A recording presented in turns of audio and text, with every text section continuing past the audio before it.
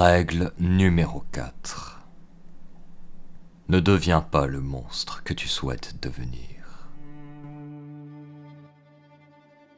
Écoute attentivement ce que je m'apprête à te dire, car ce dont je vais te parler, j'en suis persuadé, est d'une importance capitale pour la suite de nos vies.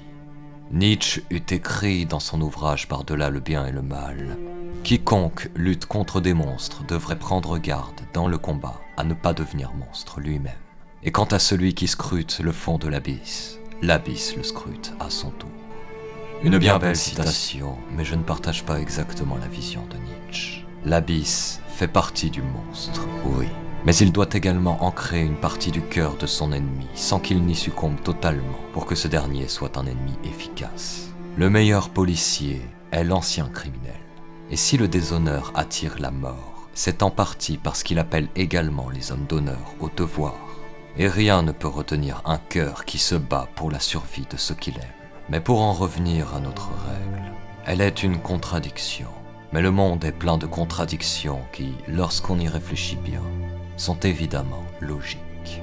En cherchant à devenir le monstre que tu souhaites devenir, tu risques fortement de te détourner des 3 autres règles.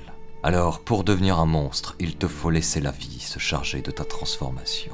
Tout ce qui compte, c'est que tu restes un homme de devoir et d'action qui suit les 3 autres règles.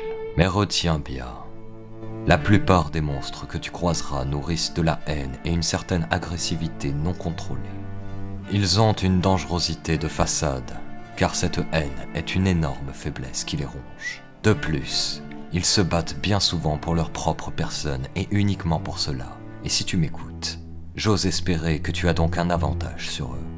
Ce qui m'amène au point culminant de mon discours. À l'heure actuelle, le monde est rongé par bien des maux.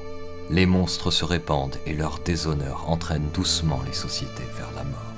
Mais il n'est pas dans la nature de l'homme de se laisser mourir, n'est-ce pas? Alors écoute-moi bien. Dans une ère que tu connaîtras certainement, un point de bascule aura lieu. C'est inéluctable.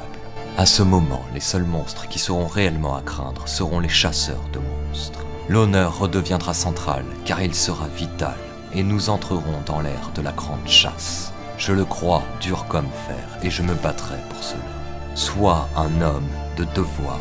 Ne deviens pas le monstre que tu souhaites devenir, mais celui dont ce monde a besoin.